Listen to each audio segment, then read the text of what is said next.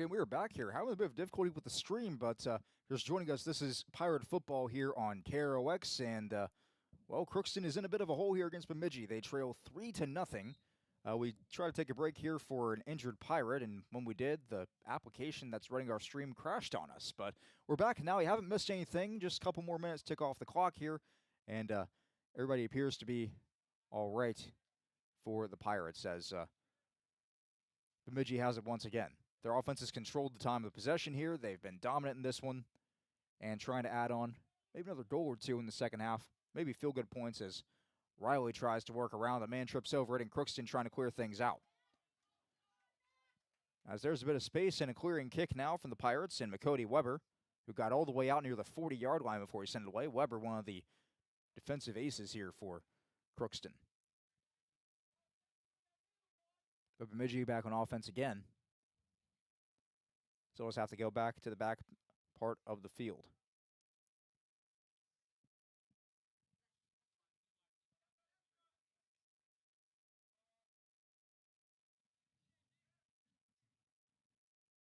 Now kick from the sideline, and a near shot, but couldn't get a boot on it that time toward Riley. As now we're at 24-33 to go here, and checking back in is Funk. Never mind, Funk will not come in yet, as somebody's saying, my bad, they weren't supposed to make the substitution yet, and well, he wanted to come in that time for Brandon Colburn. But Colburn will stay in, and the Lumberjacks will throw in. 24-14 to go. I kick up, as people are calling for a shot here, and whistles blow once again.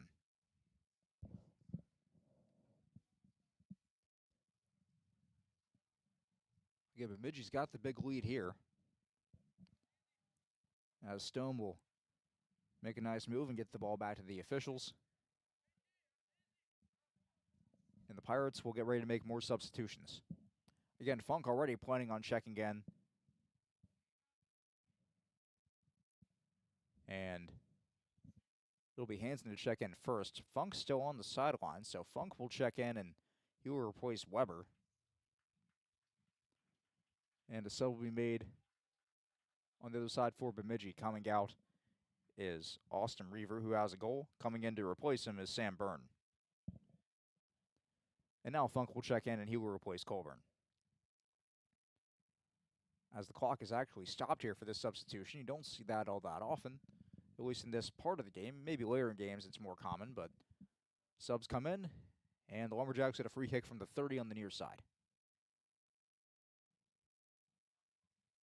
As the Pirate defense gets ready, and he's going to kick this one backwards, take it himself.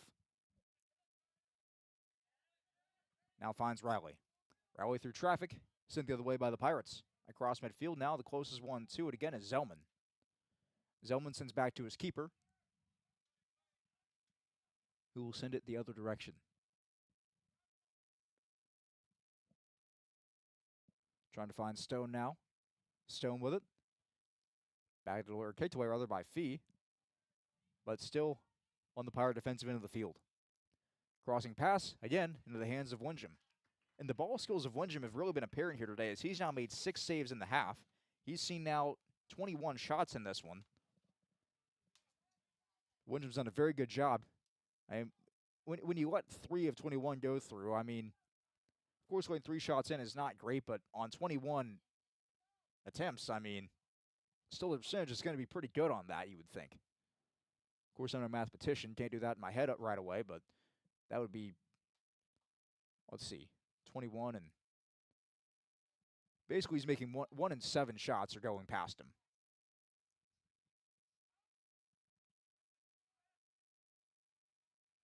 As now, once again, Bemidji's got it.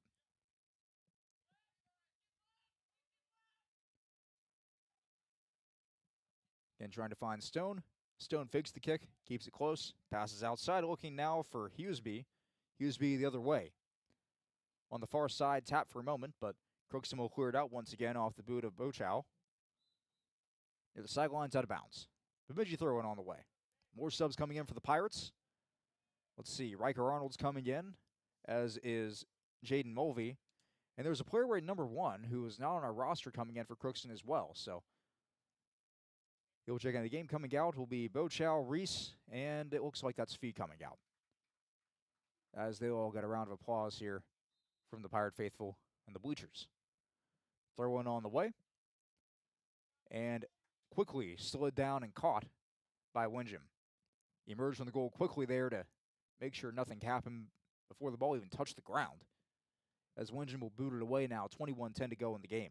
Lumberjacks up 3 over Crookston.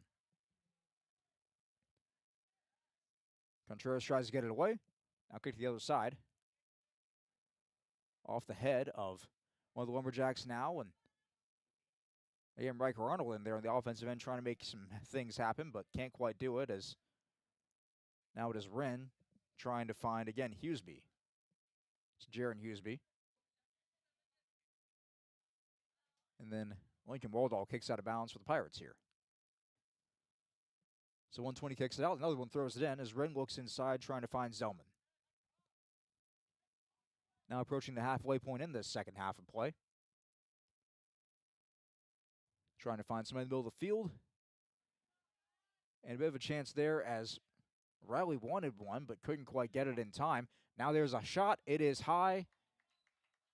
And that one goes between the uprights and the nets, so no good on the shot there as more substitutions come in the game. For Crookston now checking in is McCody Weber, replacing Waldall for Bemidji.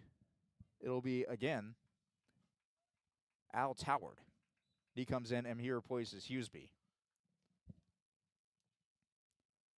Goal kick is high. Gets to about the 40. Arnold misses it. The Lumberjack defense gets boots on it first. Trying to find Riley now. Riley takes the shot. Missed it way outside. And that now is 23 different shots in this game from Bemidji as more subs come back in. It'll be Fee, Colburn, and Reese checking in for the Pirates. Arnold comes out, Funk comes out, and Jaden Mulvey comes out as well. Now approaching the 19-minute mark in this one. Off the head. Fee misses on the swing there. Now again trying to find some space. Somebody is.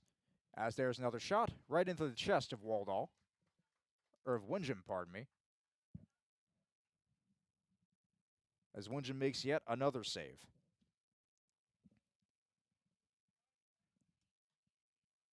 He's got 13 saves in this game, as he has been busy back there.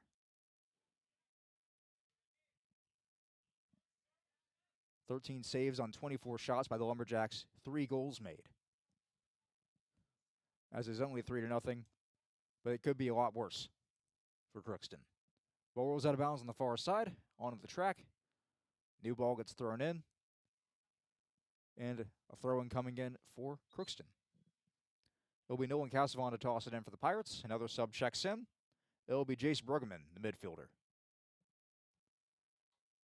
who will replace number 1, whose name is, again, not on our roster here, so I'll have to check that post-game and figure out who that young man is. Give him some recognition for getting into this game here in the latter stages. Throw in and a whistle blown pretty much immediately as soon as the ball is tossed in. I think they're allowing another substitution here. As coming in is, again, Easton Elliott, wearing 21 for the Lumberjacks today. Also, some of the Crookston, the JV players coming in as well, or trying to. There's a man wearing number 44 in a different uniform, the same color, but a different style, and another one also coming over to check in as well, wearing a number 37. So, yes, these are JV players, and we'll have a JV roster, so we're going to have to try to find one of those again post-game and see if we can't give these young men the credit for getting into the game. And now somebody came out for Bemidji as well, Reed Johnson, making his way over to the sidelines for the Lumberjacks. 17 minutes left in this one. Is on the near side now. It's Wren with it once again. Wren finds Toward. Toward high kick, kicks a man in the chest, and that ball is loose from him. Now Wren's just going to take a shot here. It'll go past Windjam. Now an opportunity, and Crookston defensively makes a big save here. As is booted away finally by Nolan Cassavon. The whistle blows. Pirates will make their way to the other side of the field here, and it'll be Everett to take a free kick, it looks like. As Everett just lightly taps it, and it will be booted away by somebody else. So we'll see if the Pirates offense can get anything moving here. They have not yet in this game, really. Spared one or two chances, as they'll be saved in bounds off the head of Toward. Chased down by Contreras and knocked out of bounds. Contreras, the midfielder, playing a lot more defense tonight, and he's been inside the 10 for a lot of this game, really. As they'll be able to throw in here from Al Toward. Throw-in goes to Riley between three defenders, trying to find some space to work. Kicks it out to Wren. Wren over to Zellman. Zellman now looking for Riley, trying to weave through Pirates. Now cutting through defenders. And on the far side, it was again Elliott. And Elliott will kick this one back inside as there is another whistle blown, another infraction here called, I believe, on Bemidji, and the Pirates will get another free kick. As it was picked up for a moment here by Nolan Casavan, or pardon me, that's not Casavan, that is Matthew Contreras with it. He will set it down in between the hashes. And he'll make his way over now to the far hash line, where he'll kick it away. Now inside of 15 minutes to go in this one. It's been a stalemate here. Again, Bemidji's offense has applied a lot of pressure. Crookston's defense has made a lot of stops. And Windham in the goal, despite seeing now 24 shots in this game, has done a very good job back there holding the zone.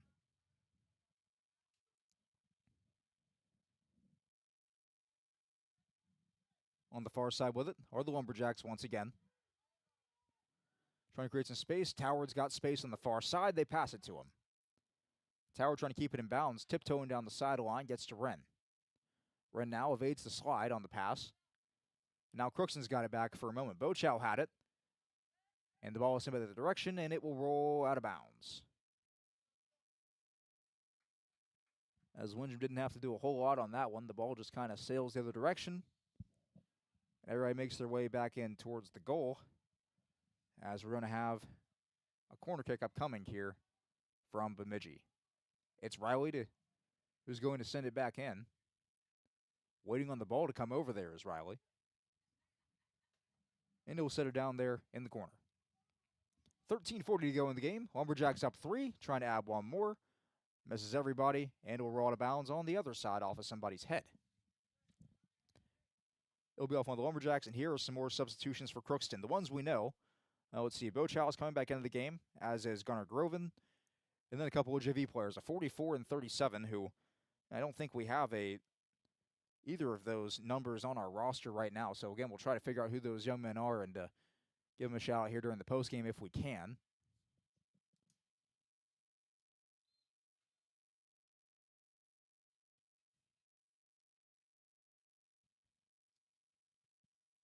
As we're back in play here, the Lumberjacks have it near midfield.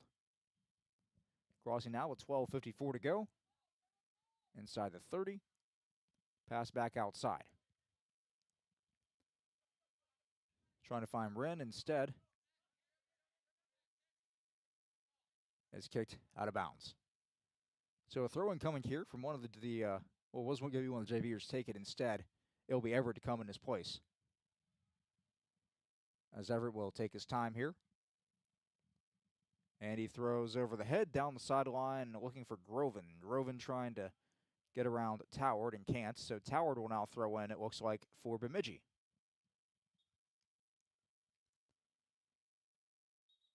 And whistles blow again, and there comes the throw. Into Fee. Fee gets it off his foot. Goes over to Gabriel Morin for Bemidji. As Fee tries to track it down, Sam Burns there for the Lumberjacks. Byrne finds Riley. Riley now trying to pass down low. Another attempt at a shot. Windham trips over but gets on it. As Windham now has made 15 saves in this one.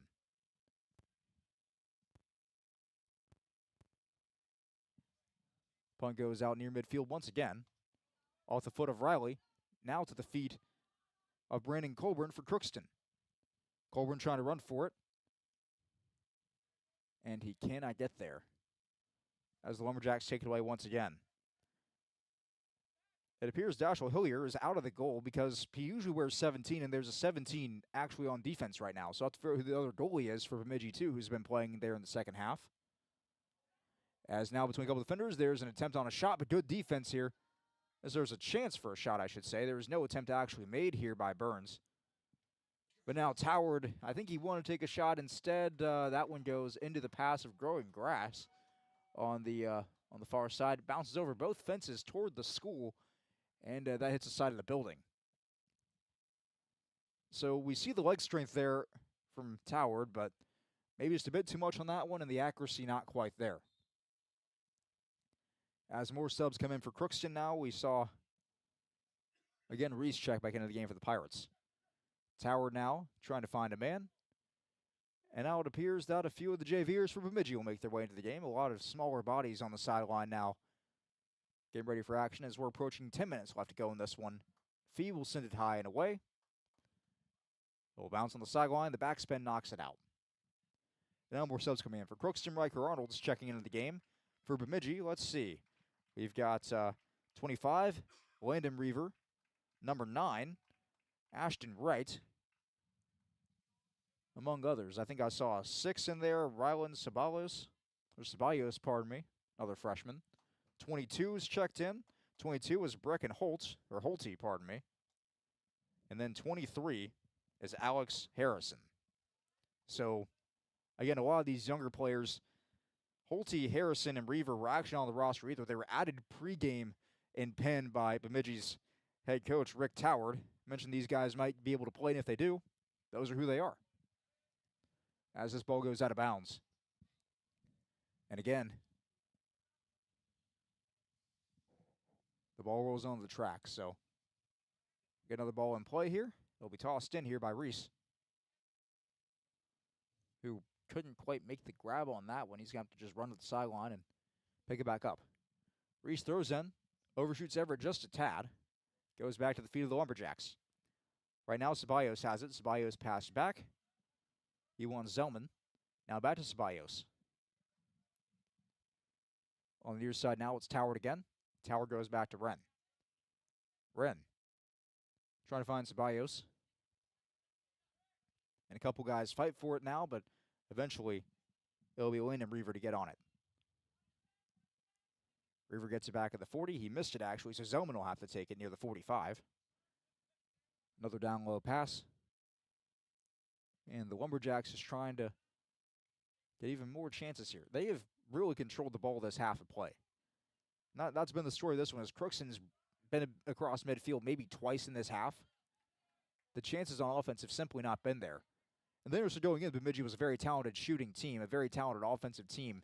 And the game plan was certainly more defensive, as, again, you see about 7 or 8 guys down in the box or around the box.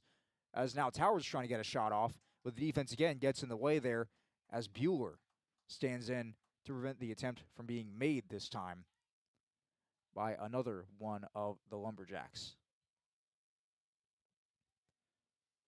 Of course, walking away, trying to get the number on him is number 10, Andrew Cavanaugh, the forward, who tried to get that shot off. And it'll be, once again, a Lumberjack corner kick on the way. This time, it'll be from Wren. It's Wren's first corner kick of the day, 7th of the day for Bemidji. This one goes up, takes it a bit strong. Now Zellman had a chance at it. It's ran into. Zellman runs into one of his teammates, and it's cleared out of there by Reese. Now nearing the sideline, the man who was in goal for the game, again, Dashel Hiller is out there playing some defense on the near side.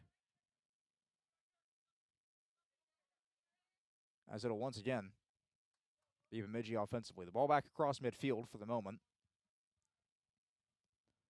And Wren will take it and send this one down. Why not take a long shot? 6:55 to go in the game. Test the goalie, see if you can't catch him sleeping. And it's picked up once again by Windjam. As that shot number 26 on the night here from the Lumberjacks.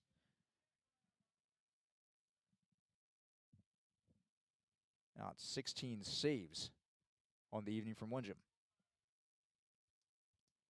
Clock ticks down to 6.5. Another throw in on the way here from Bemidji. Another kick on the way, rather. Caught it overhead and just sets it down on the ground. And everybody makes their way to the far side of the field.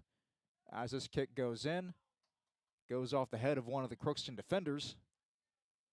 Off the body of another. As Fee tries to get in the way of it, and Fee will try to clear this one out. 4 Lumberjacks in the way there as the Pirates seem like they can't find the right positioning all of a sudden. Fee trying to get in the way of it, dances around, and it's finally cleared out once again. In the middle, it's Nolan Cassavon to clear it away. Everett trying to chase it for a moment, as Crookston defensively will send Riker Arnold up there to try and bite on the pass. As soon as he runs up, it's passed the other direction. And now down the sidelines, now at the back line. Onto the track we go, and another ball will be brought into play, as will a few more subs for the Pirates. Hansen checks in, Funk checks in, Mulvey checks in for Crookston. Coming out will be Colburn. I don't think the others have made their way in yet. Maybe they're just now finding out. It's Michael Bachow, and also one of the JVs, getting the number 44, whose name we still do not have here in the box, who will, again, try to find that here as soon as we can. As Funk sends the other side of the field. Fee gets a boot on it now. Fee sends a ball in the face of one of the Lumberjacks. The same player there, Ashton Wright, has been hit twice with a ball in the last couple of seconds by a couple of different Pirates. As now we're inside of 5 minutes to go, and down the sideline, as that kick there off of Riker Arnold's foot trips up a man on the far side for Bemidji. I believe that was Reaver who was knocked over, but he gets back up. He appears to be okay. Ball on the track and a Pirate throw-in coming.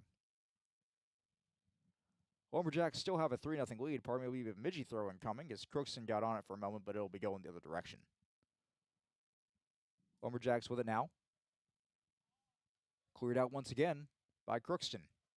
And that's been the game plan now, as across midfield are the Pirates for a moment. Reese trying to chase it down. Reese on Wren. Wren dances around, passes to Toward. Now Everett in coverage against Caballos. Feeds a man inside, and Brecken Holte. Now down to the far sideline. Everybody sprints towards it, goes out of bounds. This will go out last touching Bemidji, so the Pirates will get a goal kick here. Again, just 3:47 to go in this one. I think Crookston can attempt just playing keep away and trying to let the scoreboard sit where it is. A game in which they've seen 26 shots, only allowed 3 go through.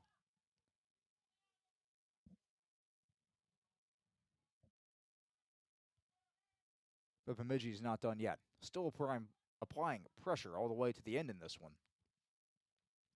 Cassavon tries to kick it away off the body of one of the Lumberjacks. Still a chance inside, centering pass. And now Reese will send it the other direction. For a moment, now back into the middle of the field through the pile of bodies and out of bounds.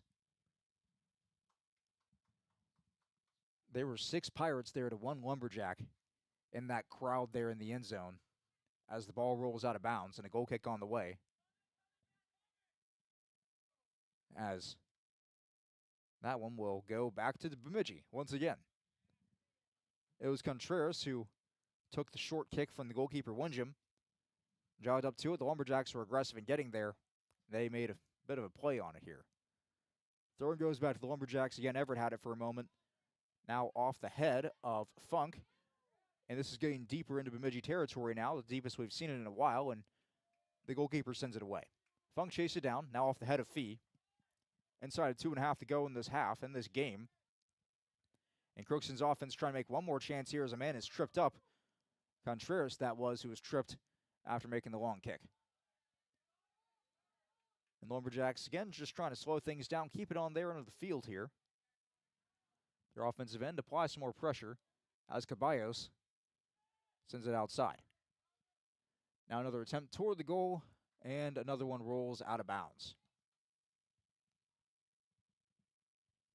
Sub comes in for Crookston. It'll be Lincoln Waldall coming in to replace, I believe that is, let's see, that's Jaden Mulvey coming out. Couldn't tell if that was Mulvey or Bueller coming out. The numbers, of course, a bit smaller on the front of the uniforms. They run back toward the sidelines. Bemidji has it back once again. Zellman now working around Funk, passes outside. As again, Wren will send it down, and Everett will find it for the Pirates. Everett down the sideline looking for Reese. Reese in front of it, nobody else.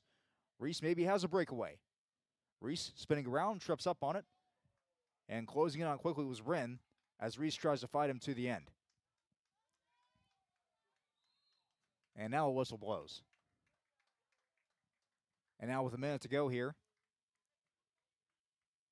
Bemidji will get a free kick after Reese pushes him. Now Reaver gets it down low, trying to find somebody around the far sideline. That, of course, being Landon Reaver. As a couple guys trip over the ball, there is another trip. It was, again, getting mixed in. Reese, who was on the ground. And the Lumberjacks sideline now making a few cheers. It'll be another free kick. 21 seconds to go in the game. Pirates defense sets up. You might figure the Lumberjacks do as they've done all night, and as soon as the ball is kicked, start sprinting in and crashing to the net. Now 10 seconds.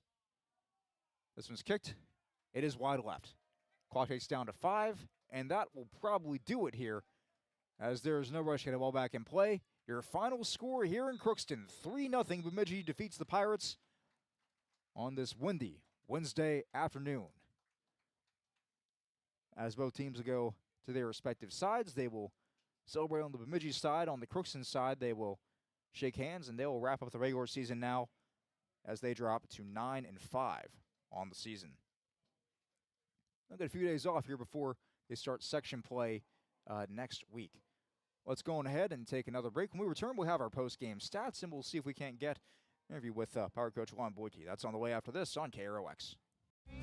You can make a sweet life right here in the Red River Valley with a career at American Crystal Sugar Company. Our shift schedule offers 14 days off per month, which gives you time for family, friends, the great outdoors, and everything else you enjoy about small-town living.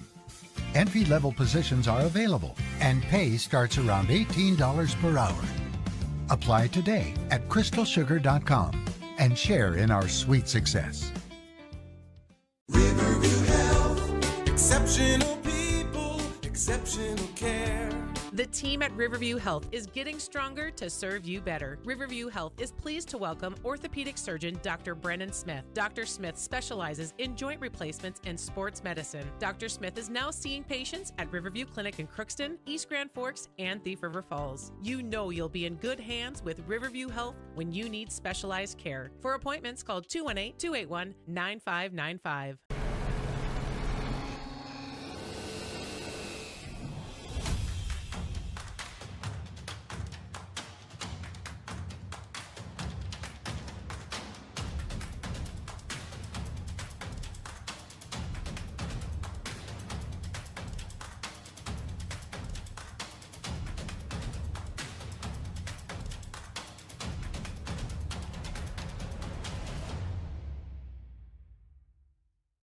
Ever wonder what your city government does for you? They provide police and fire protection, emergency and disaster preparation, building code and zoning enforcement, street repair, cleaning and snow plowing, curbside garbage and recycling collection, plus spring and fall cleanup weeks. They deliver safe drinking water and maintain a wastewater system.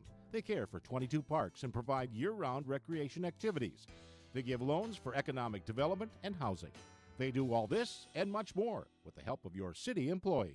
Shopping for groceries is easier than ever with Hugo's Family Marketplace. To simplify life, Hugo's offers convenient online shopping with delivery or curbside pickup at gohugos.com. Even better, shop on the go with the Hugo's Family Marketplace smartphone app. Download e-coupons, recipes, grocery lists, weekly ads, and place your grocery order right from your phone. Save time and save big with Hugo's Family Marketplace, your hometown grocer since 1939. You're gonna find more low prices, more great stuff when you go to Hugo's. And we're back here at KRX Radio Stadium after the final score for this game between Crookston and Bemidji. Lumberjacks win 3-0. All the goals scored in the first half of play. Zach Thomas here. We'll take a quick look at how we got here and, of course, our post-game stats. It was all 3 goals for Bemidji. And it all started off in the first couple minutes of the game. Isaac Stone put one through first at about the 2-minute, 21-second mark. 10 minutes later, it was Reaver to put one through for Bemidji. Well, there's 2 Reavers on the team, but it was Austin Reaver who scored, number 15. And he extended the lead to 2 for a bit of insurance. And then on the other side, about 10 minutes later, it was once again Isaac Stone. And Stone had himself a very, very productive game today. 2 goals. Of course, the second one came off the head. The assist on that one came from Reed Johnson, the midfielder, on the crossing pass from the left side of the field over to the other side of the net, actually, where Stone was standing. It just hit him right, and he put it through the back of the net. On the other side, the saves. Joshua Hiller got the starting goal. He was only there for the first half and played defense in the second. He did not have to do a whole lot tonight. He made a grand total of 1 save in this one, as the Bemidji offense really controlled the tempo, controlled the pace, and controlled the ball. They were on the Pirate end of the field for the majority of the evening. On the other side, Reggie Wingem was tested quite a bit. He had to make, 26 saves on the evening. And he saw almost 30 shots in this one. So, tough night in the goal for Wingem, but overall, or tough in the sense he got tested. He played pretty well, even having given up the 3 goals, having seen that many shots. Again, the percentages are still going to be in his favor after that one when you see 26 and only, 3 run through. That's pretty solid night in the net. At least I would think so. I mean, the story of this one here has really been just the great passing from Bemidji, the great offense, the talent, the speed, a lot of things that, they're kind of known for. They're one of the better teams in the state, and they certainly showed it here on the field this evening. And players now on the sidelines are kind of packing their stuff up, getting ready to go. We're going to go ahead and take another quick break. When we return, we'll see if we can't get a hold of Lon Blake, Pirates head coach, after this on our posting coverage on KROX. This is my farm. Don't come out here and tell me what I need. I need solutions that work and market options that are worth my time. Small town support that sees the bigger picture. A global network that empowers us. A co-op that's there for us every day. This is Lindsay Erdman, Executive Director at Benedictine Living Community of Crookston. It is our privilege to serve the Crookston community and the surrounding area by offering a continuum of care ranging from assisted living, skilled nursing care, memory care, short-term stay and rehab, and outpatient therapy, including physical, occupational, and speech therapy. We also offer many employment opportunities with great benefits, on-site daycare, and a scholarship program. Contact us today at 218-281-3424 or benedictinecrookston.org. At Crookston High School, we really have a lot going on. There isn't that much going on. Oh yeah? We have softball, baseball, track and field, soccer, swimming, tennis, golf, volleyball, trap shooting, hockey, basketball, wrestling. So we have a lot of sports. And there is orchestra, band, choir, visual arts, speech, theater, Leo Club. And Crookston is one of the highest academic schools in the region. Really? Yeah, really, especially in math and science. I guess we do have a lot of going on. Yeah, and that's why Crookston High School is my education destination. With the fall season right around the corner, Grove Mechanical in Crookston is ready to prepare you for winter. They suggest having your heating system serviced regularly to keep things running smoothly. A skilled technician will clean and service your heating equipment to ensure safe and efficient operation. It's never too early to get ready for the upcoming winter season.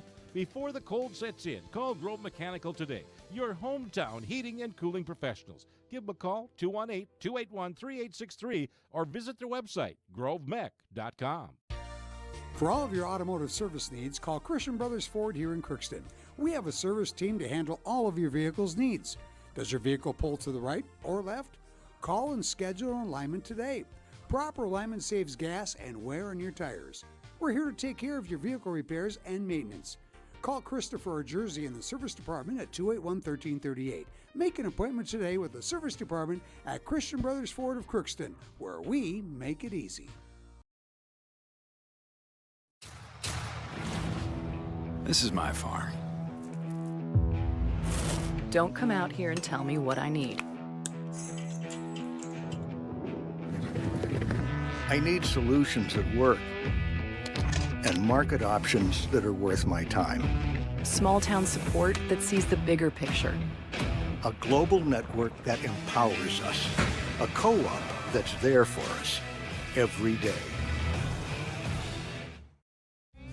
You can make a sweet life right here in the Red River Valley with a career at American Crystal Sugar Company. Our shift schedule offers 14 days off per month, which gives you time for family, friends, the great outdoors, and everything else you enjoy about small town living. Entry-level positions are available, and pay starts around $18 per hour. Apply today at crystalsugar.com and share in our sweet success.